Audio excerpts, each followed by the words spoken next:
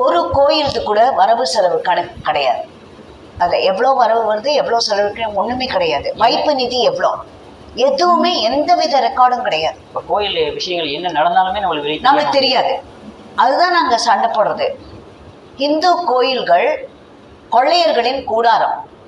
HRNC என்பதே கொள்ளையர்களின் கூடாரம். இவங்களோட டைலாகே நான் சொல்கிறேன். பராசக்தியில் கருணாநிதி அவர்கள் எழுதிய டைலாக் கொள்ளையர்களின் கூடாரமாகிவிட்டது.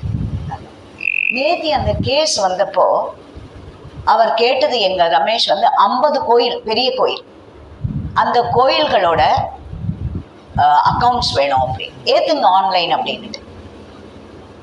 இதை கமிஷனர் அவர்கள் 24ஆம் வருடம் டிசம்பர் ஜனவரி 31, 25க்குள் பதிவு கம்ப்யூட்டரில் ஏற்றுங்க ஆன்லைன் அப்படின்னு கொடுத்துருக்கார். ரிட்டன் சர்க்குலர் இருக்குது.